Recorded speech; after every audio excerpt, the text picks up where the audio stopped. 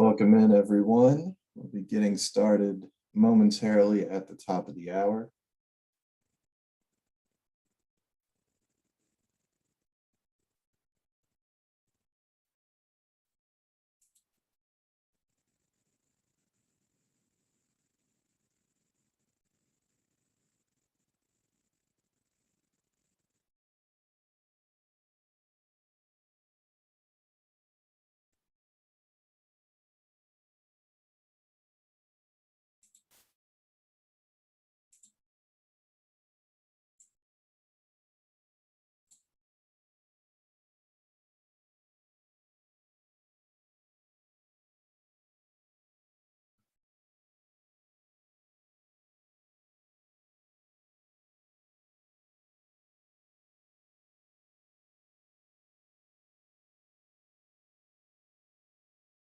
All right.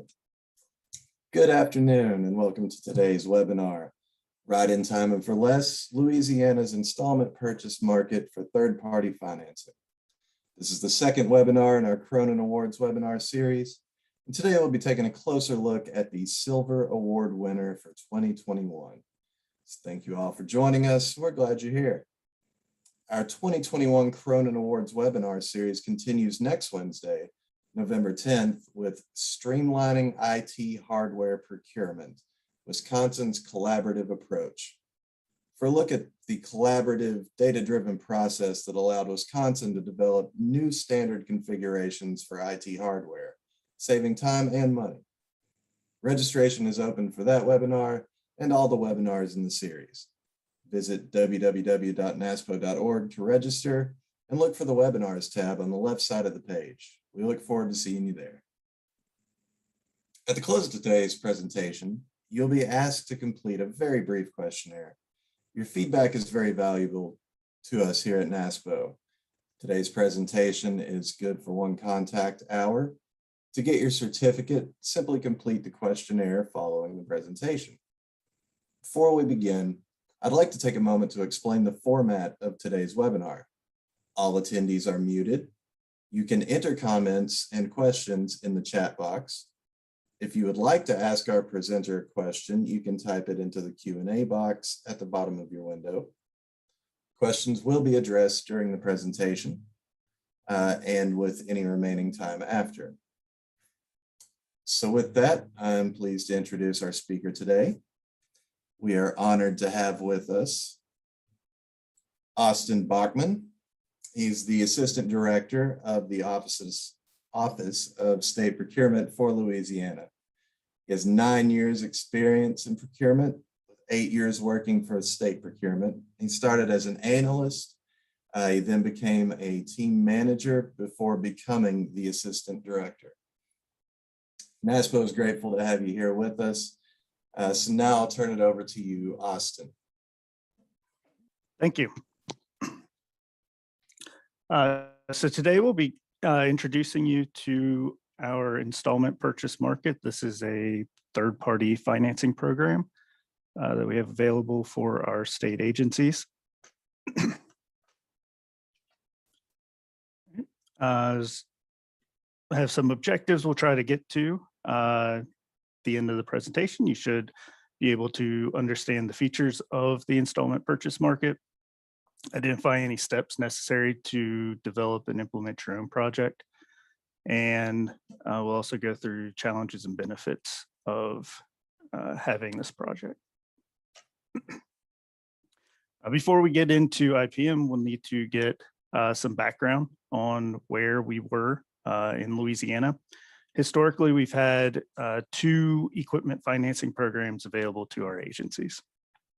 First program is the Louisiana Equipment Acquisition Fund, or LEAF. This is an internal financing mechanism. It's funds provided by our state treasury, and it's a $30 million revolving loan fund spread over multiple years. So it ends up being actually less than $10 million available in any one year. Payments made by agencies replenish the fund, and our interest rate is the Department of Treasury's internal rate of return, which for this year is now a little bit over 2%. but historically it's been between 1 and 1.5%. In addition to that program, we also had the Master Installment Purchase Agreement, or MIPA. This was third-party financing. It was available through a master agreement with a single financier. And this added $20 million per year in funding capacity to the state. Our interest rate was a margin that was set at award, added to an index treasury rate. So historical interest for this was approximately 5%, but with that indexed rate, it varied throughout time, but it was usually at least 3% higher than what we had available through LEAF. And that program actually ended in 2009. So in early, or actually late 2015, our Division of Administration or Commissioner came to state procurement with a challenge. State agencies needed the new equipment. The picture we have here was actually one of the vehicles running in our Department of Children and Family Services in 2015. But of course, that's a slight exaggeration, but our Department of Children and Family Services was driving 10-year-old vehicles and had massive annual maintenance expenses. They were probably one of the larger benefits of what we ended up with here. But there were many agencies that were in similar binds. So the agencies needed new equipment. They also lacked the budget for these equipment acquisitions. We had gone through several light budget years with tight budgets, and agencies just did not have any money up front to purchase the equipment they needed.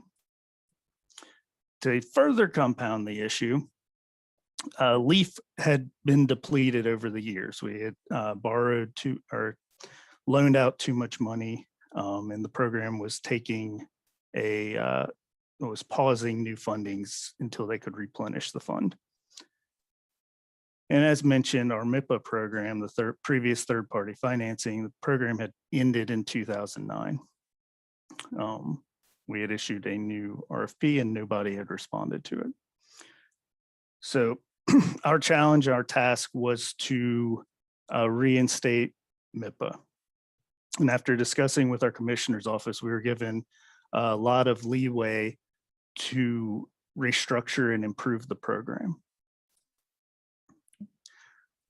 But in order to improve that program, we had to figure out why MIPA had failed.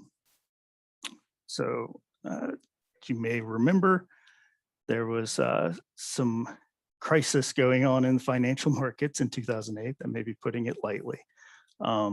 So an obvious answer, and I think what most people had assumed, was just we had bad timing. We released our RFP to renew the program in 2009. And it was just purely bad timing on the part. But as we dug in deeper to maybe some of the back or researching with other states, we found out that the financial crisis could not solely explain why nobody had responded to our RFP. As mentioned, the financial crisis was first hit in 2008. By 2009, banks had started lending again, which was around when our RFP opened. So we really needed to find out what about our program itself turned off the banks and other financiers. So what we found was that our MIPA program put too much risk on the banks. This was because we were having a firm fixed margin for the 3-year contract term. That led to a lot of risk for the banks, especially when the financial markets are extremely unstable. It made it very difficult for those banks to forecast their internal rate of return, at least how much they would make off of our contract. On top of that, our program was set up to where equipment wasn't known up front. So we would bid out to get a financier in place with a future equipment needs that we may need, but at the time we don't know what those are. So financiers couldn't see what equipment they were financing. We're asking them to give us a rate that was fixed for 3 years.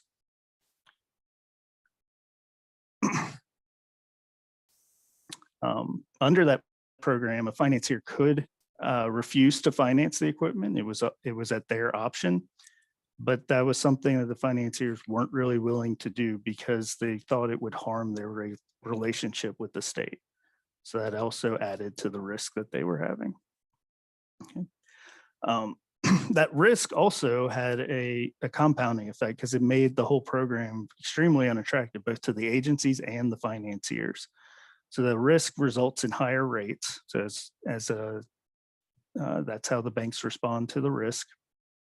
And those higher rates also made the agencies not want to use the program. So instead of buying equipment that they needed, they just held on to what they had and waited and hoped that they would have LEAF funding available.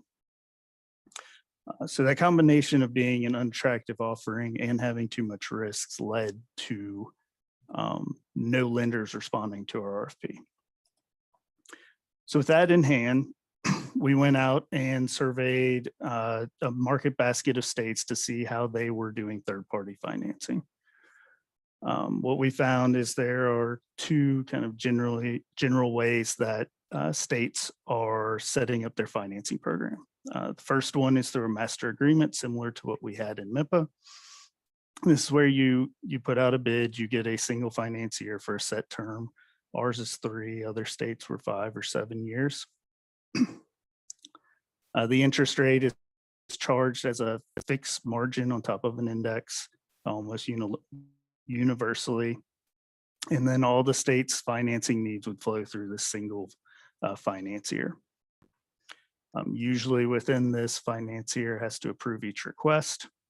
And one of the features of this is that it's a stable program. You know who your financier is going to be. You know what the program's rules are. You've got your terms and conditions already set. You know what the interest rate's going to be, or at least how you're going to calculate it, and things like that. But it's not flexible really at all.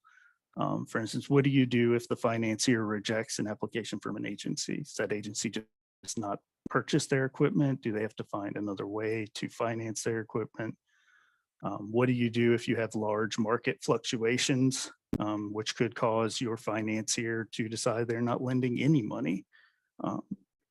And also, from what we learned with the 2008, where we had some of these large financing companies go out of business completely. What happens if your single financier goes out of business?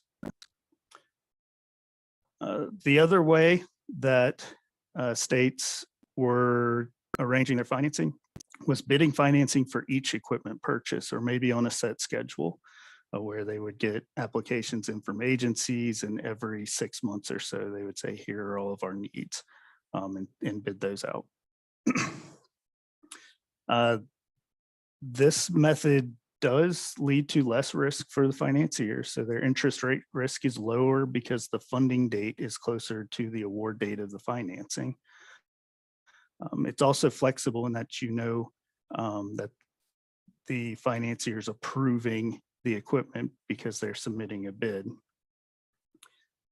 But it's not stable. You don't know who's going to submit a bid. You might not have a relationship with that winner, especially a long-term relationship. You may get lucky and have that long-term relationship, but you might not. And then it also carries high administrative costs. You're gonna have to negotiate financing agreements potentially every time you award a bid. You might constantly be onboarding new suppliers, and all of these things increase the costs of the program overall. So after our research, we came up with our goals. What we really wanted to do is have a stable program with the flexibility. So we wanted to combine those two traditional methods that we found. And while doing it, we wanted to reduce financier risk as much as we could. That was something we really focused on. Every facet of the program that we looked at, we looked for ways to actively reduce that risk for the lending institutions, so that they could offer us the best rate they possibly could. as it turns out, in looking at some of the rates that we've ended up getting, I think we've reduced the risk to nearly zero. Okay. So the result of that was the installment purchase market. What we have set up is a pool of financiers. This is what we call the market. They provide stability in this pool, and it also lowers our administrative costs. What it sets up is a pre-existing relationship with anyone that we might end up doing this business with. So we know who our market members are. We are constantly in communication with them. And so we've developed this trust between the state and the suppliers that helps out with when it comes time for them to provide us, $10 million, for instance. Within this pool, we have pre-negotiated financing agreements with each member. These financing agreements are mostly the same, and they actually are functionally the same, but we did allow deviations between the members. We wanted them to be able to put in specific language to their bank where it didn't cause any advantage when we got to our second stage of financing. Within the market, we have our interest rate bids, which is how we finance the equipment itself. And this is where our flexibility comes in. So we receive interest rates from the banks in these interest rate bids, which allows those members to offer their best rates at that moment in time based on the current market conditions, short-term market projections, and each institution's current lending portfolio. So what we found is that by doing these periodic interest rate bids, we're getting the absolute best interest rate that each bank can offer at that point in time. Okay. The interest rate bids also allow the financiers to see which equipment they're financing up front. That recognizes that the different financiers may be able to offer a different rate on vehicles than on IT equipment, for instance. But all of this serves to lower their risk, and it ends up reducing the state's rate. So it really has created this win-win situation for us. Go into a little bit more details on the installment purchase market. So our financiers qualify as market members through an RFP. The program is meant to be perpetual, so we didn't want it to run 5 years and then have to completely, refresh everything every 5 years. So we issue an RFP about every year and a half, which will allow additional members to join in. And then as the original members' 5-year contracts will end up, they'll be able to pre-qualify through one of these RFPs as well, re-qualify, that is. Agencies submit applications to the Division of Administration's Office of Finance and Support Services. We call them OFSS. They approve for both IPM and LEAF. So we've combined it into a single application to make it easy on our agencies. When they send in, they're just sending in a request to, excuse me, turn my phone to do not disturb. They send in a request for financing. They don't know necessarily which program it's going to go through. All of that's decided by OFSS. So those approvals are sent to state procurement every month. For the interest rate bids, they are combined into bundles to make the equipment more attractive. And we'll get into exactly how we do those bundles a little later. But those bundles are then presented to our market members through an interest rate bids. The market members submit their interest rates, and then the lowest interest rate per bundle wins. So that results in a multiple award potential in each interest rate bid, presuming that there are multiple bundles. We have had several of our interest rate bids will just have a single bundle within them. So a little visual on kind of what that looks like. The darker blue here would represent the market itself. And then we'll have multiple interest rate bids. Again, we're doing that every other month. And each interest rate bid will have a different number of equipment bundles, just depending on what the state agency's needs are at that point in time.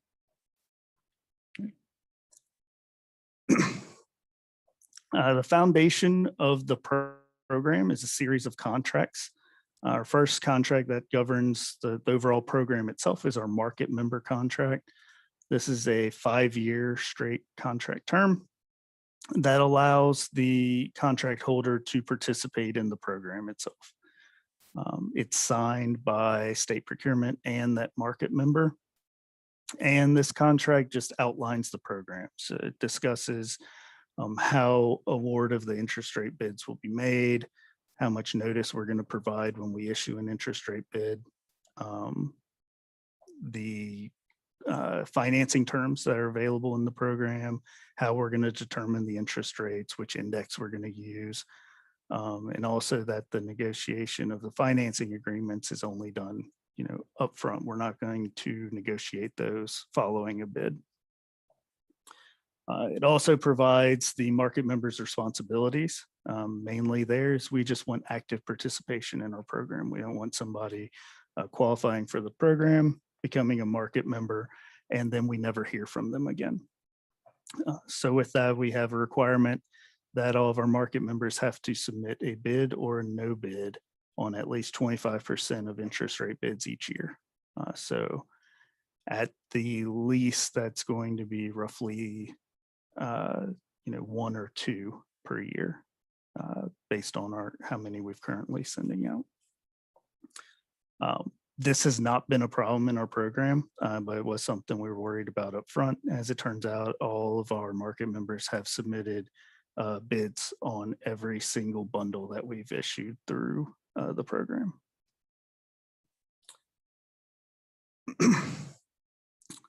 So the market member contract governs the entire program.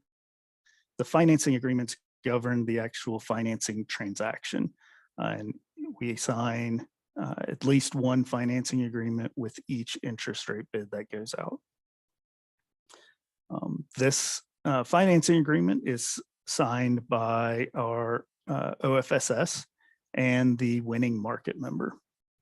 And it outlines the responsibilities regarding the financial transactions. So things such as when interest will begin accruing, payment terms, who's responsible for the amortization schedule, and things like that. And then we have exhibits within the equipment schedule that describe the equipment that's being financed. There's an opinion of counsel that states that the state's allowed to legally do what we're doing. That's one thing the banks all required. And the most important exhibit that we have is our equipment and payment schedule. This is the third contract, if you will, that kind of runs the entire program. The equipment and payment schedule is executed by the using the agency that's procuring the equipment. And what it does is it binds that agency to the terms of the financing agreement. It also sets the funding date and locks in the interest rate itself for each equipment delivery.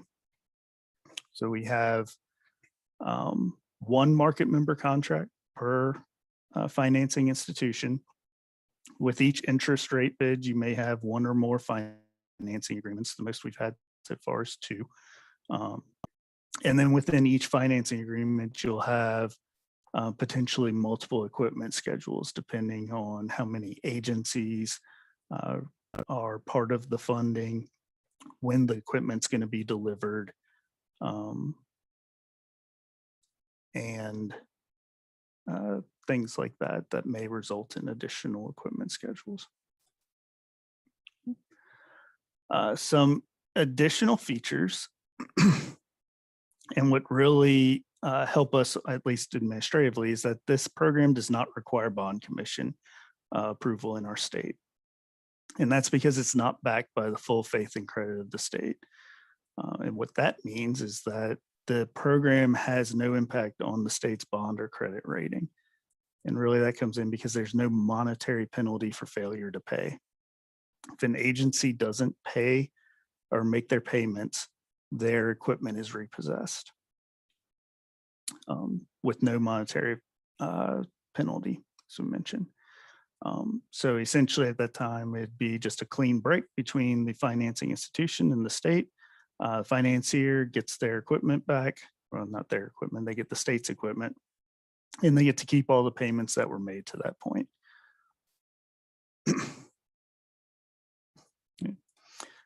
We also have a fiscal funding clause included in each financing agreement.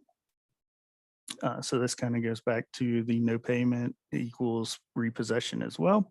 If funding's not available, we give notice to the financier and they come and get their equipment. The title passes to them and no penalty accrues to the state agency. All of the equipment that goes through the program must be movable equipment. Essentially what the way to think about that is it must be able to be repossessed without damaging the equipment.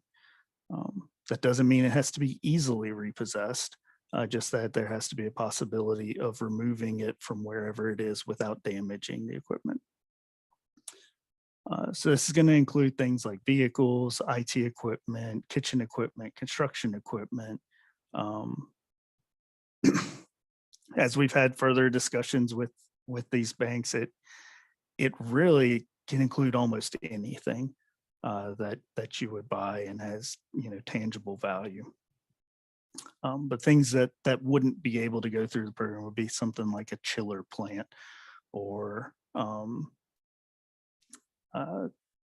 borderline things would be even HVAC equipment that may be become part of a permanent fixture in a building.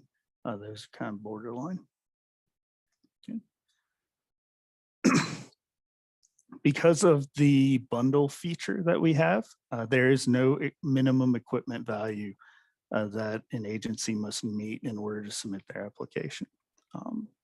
So even a small agency who may not have the budget to purchase a single vehicle can use the program. Even if that single vehicle they want is only maybe $15,000 or $20,000, they can still submit an application, be approved, and be combined into a larger bundle.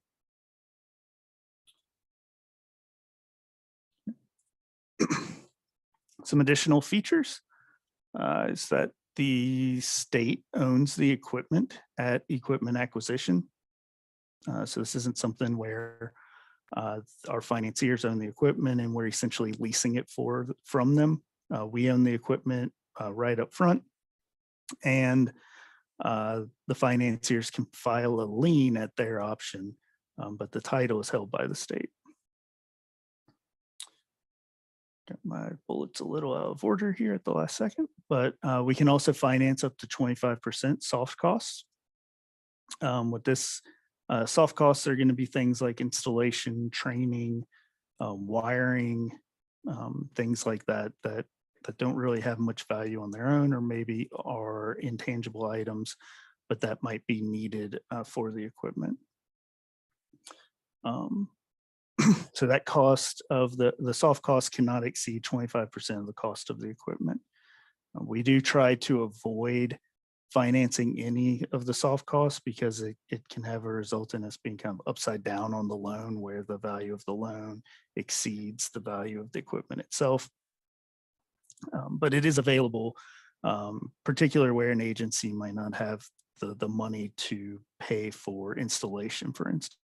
We don't want a situation where the agency can only afford to purchase the equipment but not install it. We have 3 available finance terms, 36 months or 30 years, 60 months or 5 years, and 84 months or 7 years. We actually have yet to do a 7-year term, and we're about evenly split between 3 and 5 years. It seems to depend on the agency as to which one they prefer. We use the ICE benchmark index. This is a publicly available index. It's not behind a paywall. You don't even have to log in to go view it. and it's published almost daily. They have had periods where ICE hasn't updated the index, and we've had some situations where we've had to rely on our financiers to tell us what the index was for that day. But one of the benefits, at least, of having this market is we can ask all of our market members to tell us what the index is, and that way we know they're telling us the truth because their rates will match. But ICE has gotten better about updating their website more often. And finally, there's no prepayment penalty. So as agencies, maybe towards the end of the fiscal year, they'll have additional funding. They can prepay on their loans or maybe pay them off completely with zero penalty.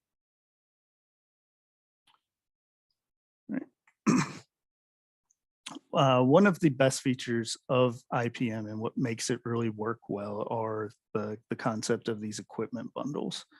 And what those do is we're just grouping equipment together to make it a more attractive package. That helps us reduce administrative costs, both on their state side and on the financier side, because they're not having to finance, individual pieces of equipment. If we can bundle together, 50 vehicles for one agency, the bank's really doing it in a single transaction instead of having to do 50 different transactions. So when we create these bundles, we are looking at the financing term that's requested, the type of equipment that's being requested, and the delivery timeframe of that equipment. As I mentioned, we're trying to make a combination of these that gets the most attractive bundle for our market members, because the more attractive the bundle is, the more the competition is going to be, the lower our rate's going to end up being. Okay. Excuse me. So when it comes to financing term, the interest rate's going to vary by financing term. That index changes based on which financing term you're looking at.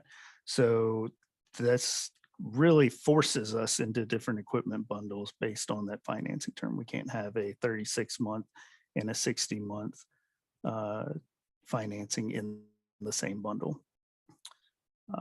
For the equipment type, mainly what we're looking at here is it a vehicle? Is it IT equipment? Is it construction equipment? And we try to put those similar to each other because we're recognizing that some of the financiers may have preference for certain types of equipment. Maybe Bank of America wants to offer a better rate on IT equipment, and Chase really just wants to finance vehicles.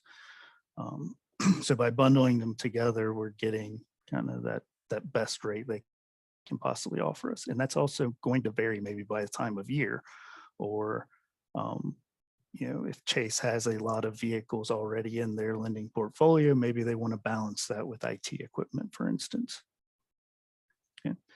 We're also using this equipment type for our bundles because one of our goals as we expand out this program is that we want to bring in industry-specific financiers. So we want to bring in like IBM Capital, and we want to bring in GM Finance and Ford Motor Finance and things like that. And by showing that we're bundling things, that's something that they might be interested in, or something that they only finance, we're hoping we're sweetening the pot to get them to respond to one of our RFPs and come in and provide even more competition for us.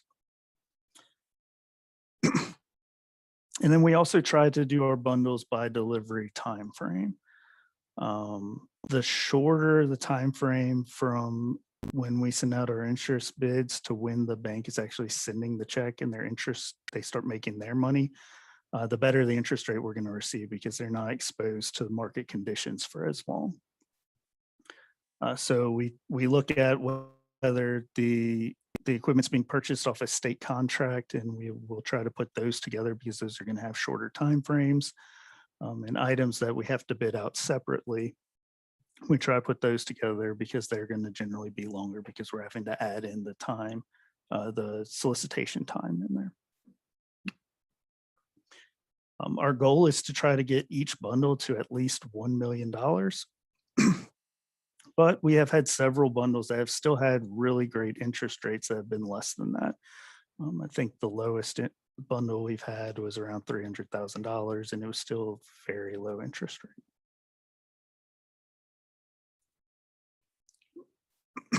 So for sort of a visual on what these bundles might look like, here's some of the bundles we had in a single bid. This particular interest rate bid had, I believe, 5 bundles total. Just sort of chopped out 3 of them here. So you can see bundle 1 was a 60-month bundle. It was a little over $1 million. There were 2 agencies that were combined in there. So we took a 50 vehicle purchase that was at over $1 million, and we added 9 additional vehicles to it to get the number up even higher, because if we took just that agency 2 purchase and made it its own bundle at $186,000, we were likely going to get a lower or a higher interest rate. But by combining it with $1 million, it made it more attractive. Bundle 2 was also mainly vehicles, but it's 36 months. So we couldn't take this agency 3 request for 11 vehicles and combine that in bundle 1 because they were different time frames. In addition to this, we had one of our approved equipment was a hydraulic shear at a little around $63,000. We didn't have anywhere to really stick that, so we combined it in the bundle. We didn't want it separately again because the $63,000 financing was not going to be something the banks were really interested in providing a great rate for.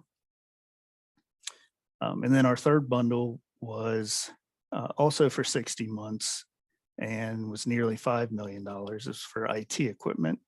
And it was from one of the agencies that was also purchasing vehicles. So this is an example of where we had combined, even though it was the same agency, we split into 2 separate bundles to get an IT specific bundle and a vehicle specific bundle. So looks like we might have a question. This might be a good spot to respond. So the question is, are we dealing with only national banks or local banks too? We have had some interest from local banks. They have yet to respond to an RFP. They still had a little bit of hesitation there, but we are in discussions with them. We think the next RFP we issue will have some of our local banks sign up as well.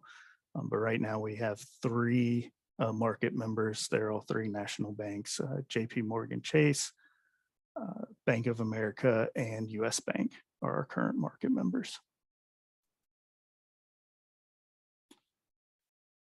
Okay. So once we have our bundles created, we prepare our interest rate bid. In our interest rate bids, we're using a 7-day response period, and that's as mentioned before, that's governed by our market member contract, that we will give our market members at least 7 days to respond,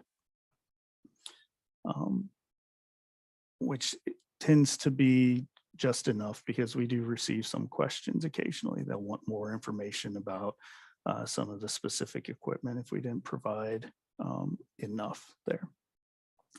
But with that, we try to provide as much information about the equipment as we have in these bids. We want to be completely open, transparent about exactly what's being financed. So we've actually worked with our market members, shown them where they can go into our contract search and look up our contracts and find the specific contract items that we're trying to finance. And then the interest rate bid will provide them with the contract number and the line item and the exact cost for those contract equipment. When it comes to equipment that we're bidding out, we'll provide the specifications that we're going to use in our solicitation, along with the estimate that we've received as to what how much that'll cost. And when it comes to the bid equipment, if the actual cost of the equipment exceeds our estimate by 10%, by more than 10%, the financier who ends up winning that interest rate bid and the Office of Finance and Support Services both must approve the financing. So they'll both have to go in and approve the excess amount. We have yet to have that happen, but that is one of the features in the program. Our interest rate is that ICE index that we talked about a little while ago, multiplied by a tax exempt adjustment. The tax exempt adjustment is currently 79%, but we actually allow our financing institutions to change it just in case something, some federal law changes that we're not aware of. It would be picked up on the next interest rate bid. So it's the index times the tax exempt adjustment plus the spread or margin that the bank's offering at that point in time. I mentioned our awards are made by the equipment bundle itself, so you can have multiple awards from a single interest rate bid. Our interest rate floats with that index until the funding date, which is shortly after the equipment's delivered. The bank will send out this will be the funding date, and then the index for that date times the tax exempt adjustment plus the margin that was bid in the interest rate locks in at that date, and that'll be the interest rate for the entire term. So it's not a variable rate, it's a fixed rate, but it does float between when we get our interest rate bid in until the equipment's delivered, which is another reason why we want to minimize that equipment delivery as much as we can.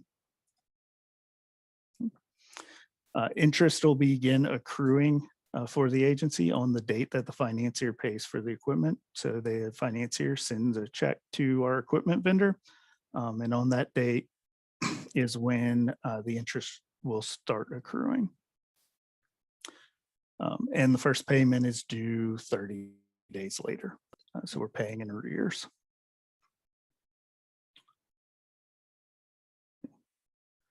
Some of the improvements we've seen, this is actually the same woman from that earlier photo that we had with her new vehicle, but not actually, of course.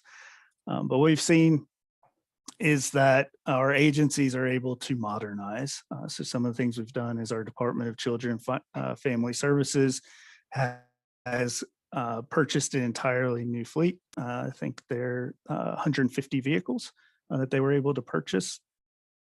Our Department of Corrections has purchased some equipment, kitchen equipment that they needed, such as a bread slicer, a $50,000 bread slicer. I had no idea that bread slicers could cost that much. But we've also purchased a lot of IT goods. One of the things we've done is we financed a new mainframe that runs our procurement system, which has been a direct benefit to the Office of State Procurement. But we've also been able to purchase a lot of IT security hardware that we can use to harden our defense against cyber attacks. So that's been one of the really large benefits. We've increased our financing capacity by $50 million per year. And again, this other people's $50 million, so we don't have to worry about the funds running out. And then our accountants are also liking the program because our payments are spread over the lifespan of the equipment instead of a payment up front. So essentially we're matching the depreciation that they're having to calculate with the payments that we're making, which makes things a whole lot easier on that end. On the fiscal side, we're seeing some really large benefits here, mainly in reduced maintenance expenses. The Department of Children and Family Services, who was able to, had a very aging fleet, they've been able to eliminate their $500,000 per year bill that they had to maintain their aging fleet. So now they're only really paying for preventive maintenance like oil changes and things like that, because anything sort of big that breaks on the vehicles will be under warranty and they'll be covered that way. We're also reducing our rental expense. So some agencies that couldn't purchase equipment were renting it long-term. So we've been able to eliminate that now to where they're essentially paying the same or slightly less than what they were in rental expenses. But now they own the equipment, so they have something tangible there to take away. We're also able to take advantage of volume discounts that we otherwise might not have been able to afford.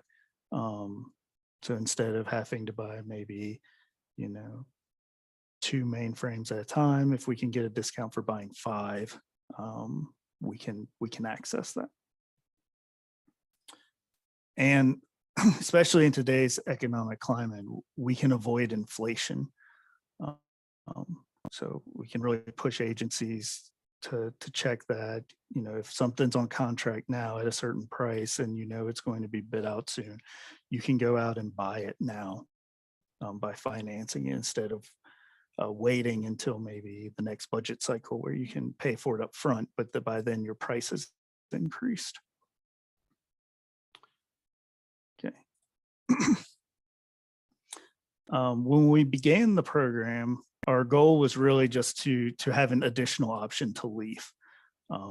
We were hoping to get the interest rate as low as we could, but we didn't have any thoughts that we could actually improve on our leaf interest rate. But that is actually something that we're seeing here. Our average rate through IPM is lower than the average leaf rate that we received over that same time frame. And it's growing in that gap. So to put another way, we're actually getting lower rates from banks than we're getting from our own treasury in this program. After the first year of the program, with that gap that we were seeing between our average rate and the average leaf rate, we're projecting to save more than $2 million over the first 5 years of the program. And that's solely just in low interest rates. And that's actually going to accelerate because over the last 6 months, our interest rates have gone below 1%. Our last interest rate bid that we put out was in October, and our winning interest rate for the single bid we had in that interest rate bid was 0.8642%. So it's actually kind of significantly less than 1%. We had one that was hovering around 0.5%. And as we saw these kind of dip, we were so shocked that we were actually reaching out to the banks to make sure they didn't make a mistake somewhere and have a typo in their bid. But if that continues, obviously we'll be saving even more money. And if you bring in opportunity costs and everything like that, the cost of our equipment is actually lower in an inflationary environment.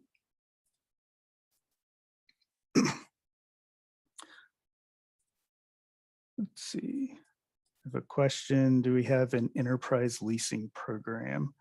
And if so, how does this program work in conjunction with it? We have a leasing program for computers, for instance, but nothing, at least as far as equipment itself. We made a decision rather than going for the lease on things like most of our equipment. It was a benefit to the state to finance it instead. So things like our laptop computers and desktops that will be obsolete very quickly. We're not financing that through this program. We do lease those, but things that hold their economic value longer are things that we'll put through this program and not lease those, because through the lease, we'll either have a balloon payment at the end to own the equipment, or we will never own it. So how do you implement this program in your state? Start off with, there are no Louisiana specific laws that we used. We are a model procurement code state, and we didn't have anything kind of special that we had to work around, at least on the financing side in Louisiana. So from that side, you should be clear. Your state may have different laws that may tweak things, but some tips we can go through is first to check, do you need approval to do this from somebody else? So that may be your bond commission, your treasury. Do they need to be involved? Second thing you'll want to look at is, does your state allow pre-qualification in a closed second tier in the procurement? Our interest rate bids are not publicly posted or advertised. All of those requirements were done through the initial RFP to create the market itself. So we have that closed second tier there with those interest rate bids where it's only available to our market members. And that's that's really necessary for the relationship that you'll build with the financiers, and to make sure you have those pre-negotiated financing agreements, because that's really one of the things that's going to save you a lot of administrative costs and a lot of time, because as we'll get to, those are a little difficult to negotiate. The third thing will be program management. When we were creating the program, we almost had the program management as an afterthought. So it was like, as things would pop up, we were like, okay, who's going to handle this part of it? And that caused some issues and delayed things that wouldn't have occurred if we had thought about it up front. So we actually had a 2-year delay between when we opened our RFP, or when we awarded our RFP, and when we issued our first interest rate bid. 6 months of that was negotiating the financing agreements, but the other 1.5 years was really trying to put in place all of the back office functions that were needed. So, and just some tips on things to think about is, how are your agencies going to apply for the program? And to whom are they going to submit their applications? As I mentioned, in Louisiana, they're sending them to our Office of Finance and Support Services within our Division of Administration with a single application. But in your state, that may be the Treasury or somebody else that's involved. It may even be your procurement office, if that's something that's within your purview. You're also going to want to go through who's going to create the bundles. In Louisiana, again, that's with state procurement, because we are in a better position to understand the equipment. And we've really dug into like what impacts our interest rate. So we've used some of our finance knowledge to come up with that. So we're creating the bundles. You're also going to want to go through who's going to issue those interest rate bids. In Louisiana, we have centralized procurement within state procurement here. So that's why we are issuing the bids. If we were decentralized, maybe our treasury would be the one issuing the bids and not us. And then also you're going to want to look into either, will you monitor agency payments? And if you do, who's going to monitor them? So our market members, our banks, know that OFSS is making sure our agencies are paying. They have somebody who's dedicated to the financing arm of their office. And, one of her main duties is making sure that the agencies are paying and that they're paying on time. We haven't had to use it yet, and hopefully we don't ever have to, but the OFSS also has the ability to actually take the money from that agency and make the payment if need be. So that helps our members know that they're going to get paid, they're going to get paid on time. But I think we've got a little bit like a peer pressure type of situation as well, because our agencies know how much the program's benefiting them. And they also know what's going to happen if they're not paying, or if they're paying late. In addition to just harming them, it's going to cause the rates for everyone to increase. And no agency wants to be the one responsible for that. So that's, we haven't had any issues with that, but having that oversight is something you probably definitely are going to want to have a single agency who's making sure all the other agencies are doing what they need to do. Once you've worked through all of that, it becomes pretty simple. You issue your RFP to create the market, and then you negotiate. And if you're anything like mine, the negotiation is going to be one of the toughest negotiations you've done.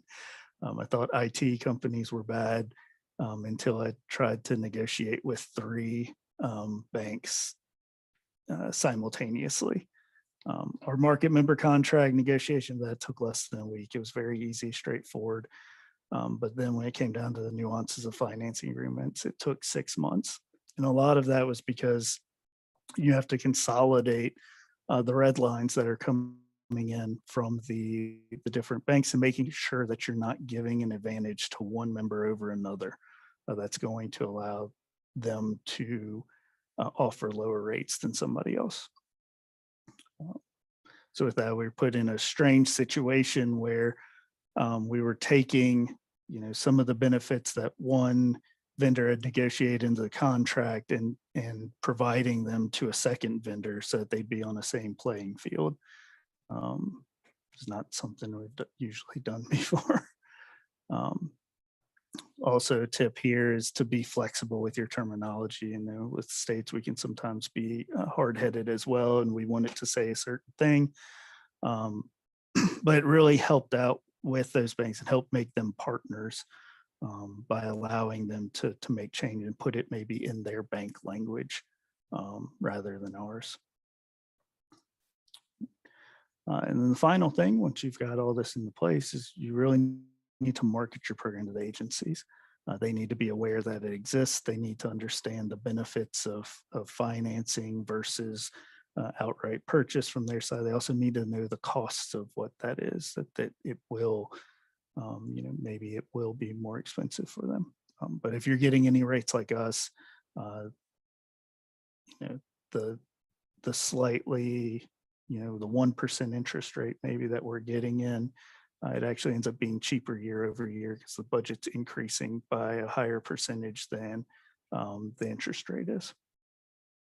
But the more agencies you can have in your program or actively using the program, you're going to have lower administrative costs that you can spread over more agencies. You're going to have higher benefits to all those agencies as well by having lower rates.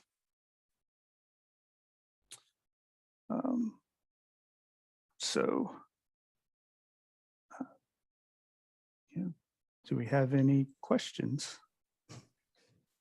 Yeah, thanks for that. So I've got a few questions here. Forecasts predict the Federal Reserve could raise interest rates next year from these recent historic lows. What effect do you think this could have on the IPM and its usage? We kept waiting for that, and they've been saying they're going to raise rates. So I kept expecting our interest rates to climb, but we've actually seen the opposite, and they keep dropping. So logic tells me that they should increase, but I guess until the Fed actually increases their rates, I think we're going to still continue to have extremely low rates. What are the minimum qualifications, or are there minimum qualifications for financiers to qualify for the market? So our evaluation factors that we looked at were the amount of reserve that each bank had. We looked at how many years they've been in business. Essentially looking, our evaluation committee was actually all accountants for this RFP. And so they dug in, they did some of the current ratios and things like that to determine who was risky, who wasn't. As far as award, we set, they had to score 75% of the total available points to be a part of the market. Our first three were all, large national banks, and they all scored in the high 90%. But we actually had 94 technical points and 6 cost points in this because we weren't sure if Louisiana would allow us to do, if our procurement code allowed us to do an RFP that was only technical. So we put a very small portion of price in there as well. So that kind of ties into my next question. How many financial institutions were originally awarded and how many are currently in the market? Originally were 3. We currently have 3. We're in discussions with 3 more banks, 2 local and 1 national. They still had some questions last time we put one of our refresh RFPs out. So we're trying to go through where how this will benefit them and how the program works up front. For whatever reason, they're just very leery to submit the RFP. And then, as I mentioned before, we're also trying to entice the industry-specific financiers in as well. One last question. You had mentioned that payments are spread out over the lifespan of the equipment, and that interest rate is locked in at the time of purchase. How do you determine the lifespan of the equipment ahead of the purchase? So some of it are just general IRS rules, as far as, you know, how long you're depreciating things. But we also have some, like our fleet section says that the lifespan of our vehicles that we purchase at state is 5 years. So we also will pull that in. But really that's done up front on before the approval. So our Office of Finance and Support Services goes through that, make sure that whatever they're using as the metric, it matches, and then before they even send it to state procurement to go out in a bid. So Excellent. they do accounting wizardry, I guess, up there and spit out how long it's viable. Well, thank you. All right, everybody, that concludes today's presentation. I want to thank our presenter, Austin Bachman, for the valuable information he shared and for working with us here at NASPO to bring it to you. Thank you all for attending this webinar today. You will all receive a follow-up email containing today's slides. Remember, this webinar qualifies as one contact hour for continuing education. To receive your certificate, simply fill out the survey in your browser window once you've exited the webinar. This webinar has been recorded and will be available for viewing on the NASPO YouTube page in the coming days. Questions entered into the chat and Q&A boxes have been saved, and we will try to follow up via email for any ones not addressed during the presentation. Thanks again to our wonderful presenter, and thank you to our guests. Everybody have a great day. Thank you, Austin.